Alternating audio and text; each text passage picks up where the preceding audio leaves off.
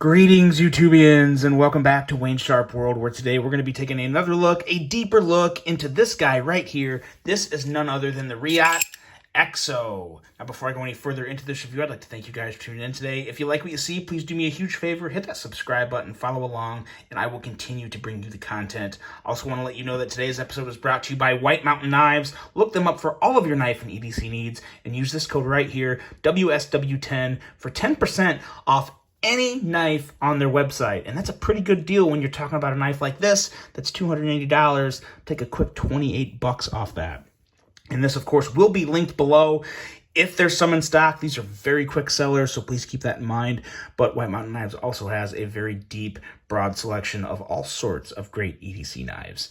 Now, let's take a deeper dive into this knife right here and take a look at some overall specs for this knife. We have an overall length of 8.75 inches, a blade length coming in at 3.75 inches with a blade width at 750 thousandths. We have a blade thickness of 120 thousandths with blade steel of LMAX, which is a very nice steel indeed. Still considered by some to be somewhat of a super steel. Has a lot of very positive attributes to it, and a steel that I enjoy very much. We have a blade style of a drop point with a flat grind, a handle length coming in at 5 inches, and a handle thickness at 530 thousandths. Handle width on this guy is coming in right around 1 inch. And we have a handle material of full titanium with some micarta inlays. So some very nice materials on that indeed.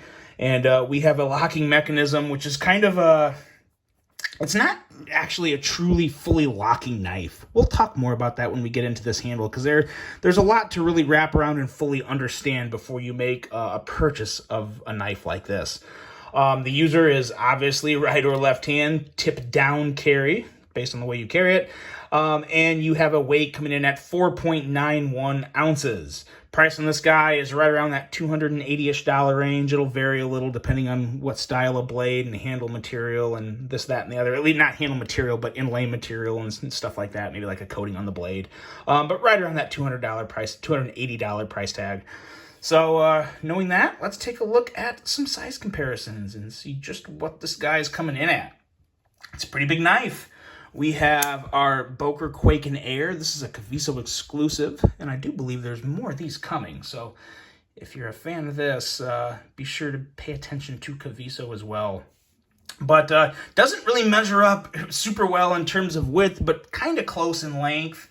Another one here, the Benchmade 940. I don't really have a lot of knives that really measure up against this EXO. It's very much a very different knife. Very interesting, very cool, but don't have a whole lot like it here. Here we have the ZT0640. Yes, 0640. I always want to say 0460. Maybe that's a little dyslexia. I don't know. But regardless, that's actually one of the better comparisons I have. And then I also have this guy while we're talking about legalities, the Axial Shift OTF. And really, this OTF and this 0640 are probably the two best examples I have. And very much the Axial, when you compare the blade shape and then also the chassis size. Let's just call this a chassis here for comparisons. But very similar in terms of thickness, width. That's about as close as you're going to get right there. So there's the size comparisons. Now let's talk about this gravity knife, because it is a gravity knife. What makes it a gravity knife? That right there. Gravity opens this blade. There's no other way you can do it. You open it and you let it fall. That's what makes it a gravity knife. Simple enough, right? Okay, so there's that. Now let's talk about this blade. Really not a whole lot to talk about. It's a very sleek, very attractive looking drop point. You got a little swedge and a good grind there. We have an edge coming down to 16 thousandths, so it's a nice slicey blade. I wouldn't expect anything less from Reate. As a matter of fact, I'd be disappointed with anything less. But no disappointments here. This blade is very, very sharp, wicked sharp indeed, and good to go. And really that's it. There's really nothing else to say about this blade, because normally I'm a big proponent of like, I want jimping on the spine, but you don't want jimping on the spine because you should not be touching this blade when you are operating this knife for very, very important reasons.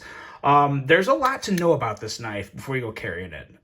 So you don't want jimping because the way this blade is supported when it's out is by this right here. And we're going to transition right into the handle here because the handle is a much bigger part of this knife than the blade, if that makes sense. Obviously, the blade's still doing all the work, but what makes this knife so unique, what makes everything about it a gravity knife, is how this handle operates right here. You have this notch here that is not part of the blade. It's held on with screws right here. So you got this little part here, and then you have this cutout area. Now, as you squeeze, the more you squeeze and the more pressure you put on this blade, right, on this handle, that's holding the blade in place. The moment you take pressure off that handle, it starts to slide, and it's immediate. I mean, it's full gravity driven. So hence the reason why you don't want any jimping up here. You don't want to be putting your finger up here, because if you're putting your finger here, you're not putting pressure on the handle. Therefore, you are putting yourself at a major risk to cut yourself. And you always need to handle your knives with caution and respect of the tool you're using. So no thumb here, bring it back here. That's why they actually have this fantastic milling. This is excellent milling and gives you all the grip you need, and really is somewhat of a big safety factor of this knife. Very important they put this here. Not only did they make it effective, they made it really attractive. Reate did a fantastic job of this milling up here. Big fan of that, and it works just great.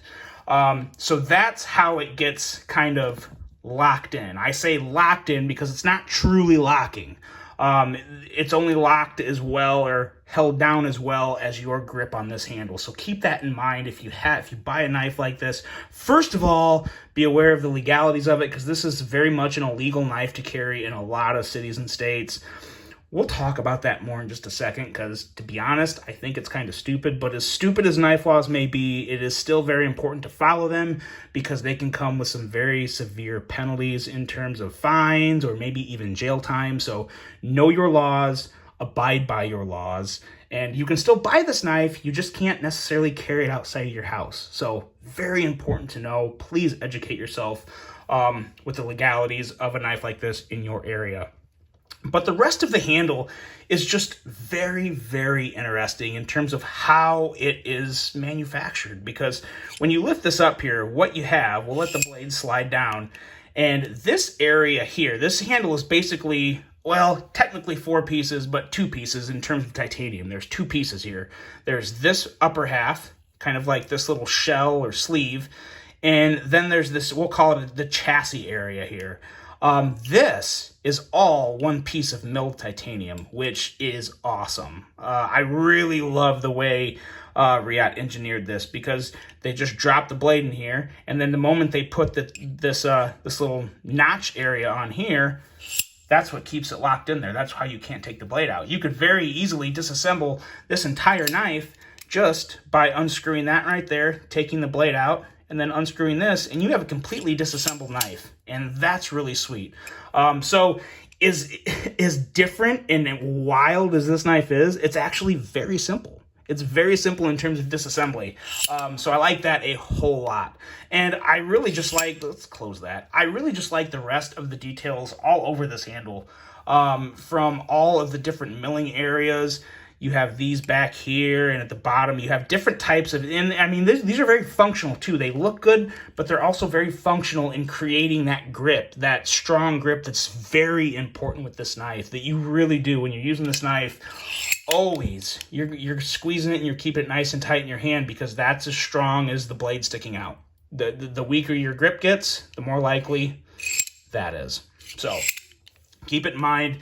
But a very, very nice handle construction, and just a beautiful blade in general. This really does. It comes together to make this great, unique gravity knife that you don't see a lot of in the industry, and one that is just really, it's a great collector's piece. And I've said this a little lately on about other knives. You know, this could still be a good user, But at the end of the day, some of us are just collectors too. We use our knives, but we also collect our knives. And this is a great collector's piece. It's a fun one to have. It's a good discussion piece to show to people. Granted, it's not cheap, but again, you know, when you're talking collections, you're talking hobbies, so you're not always looking to buy the cheapest thing. Some people like having a wide array of different knives in their collection. And this is a great one to have as a highlight of something like that. But now when you get into the actual action of this knife, it really is, it is enjoyable. You just have to, it's a timing thing. You really got to get the timing down because you can do stuff like that. Now, when you get it caught like this, you're not touching the blade. The blade always stays protected. You're just catching it right here at the bottom where this notch is. So you just take a little pressure off and it slides back out. So no risk of really putting any nicks or anything in the blade. So it's just fun. It's just fun. It's very much a timing thing. You have to get used to it.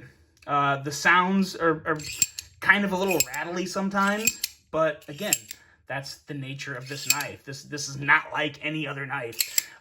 Very much a unique knife in its own right, and one that is selling very well. These are one of the hardest knives to get right now. So there's something good going on with them, and I think what makes them good and what makes them so desirable is just that rarity and that oddity, but also the extreme level of execution and quality you get with this. I mean, you guys know Reate makes some of the best quality knives out there, regardless of location, and they really did. They did a phenomenal job on this one. It's a design that I don't think is for everybody, but obviously it's for a lot of people because it's a hard one to keep in stock and just a very, very fun knife. Like I said, be careful with the legalities because I do struggle. This is a perfect little time to set the knife down and talk about knife laws. Very short. Obviously, it's very important to follow them. It's very important to abide by them and just know what they are in your area. But at the end of the day, I really question why. Why, you know? If someone else knows, please tell me. But I really struggle to find the relevance in certain knife laws. Because you get a knife this big when you go eat a steak at a restaurant, and you could just as easily use that to do bad things with, which unfortunately there's a lot of bad people out there. So I understand the need for certain laws, but knife laws, I don't get them. I really don't. There's a few that make sense to me, but at the end of the day, I really struggle to find good enough reasoning in them. But that's why we have guys like Doug Ritter that are behind knife rights and fight for our freedoms every day. So Knife Rights is a very important group. I would consider donating and following them. And if they ever make collaborations on knives, I'd recommend buying a Knife Rights knife because that money goes to a good cause. So got a little off track there, but I just don't understand knife laws. I don't get them. I don't see how this is any more illegal than something like this or something like this. I mean, you could, depending on how comfortable you are with the knife, they're very close in overall blade length, very similar. They're all tools that can be thought of as something else. But at the end of the day, hey, that's what we go up against as a knife community every day. So no surprise to anyone. But okay, sorry for the ramble. That's that. This is the Reate EXO. Very, very cool knife. Very interesting knife. I hope I answered any questions someone may have had with it. But at the end of the day, I mean, it's a knife that, if you want to, go for it. It's very cool. It's very high quality. Very nice piece, but, obviously not for everybody. But that's it, guys. The Reate EXO. Let me know what you think about that one. Hope you guys have a great rest of your day. And until the next one, I'm out.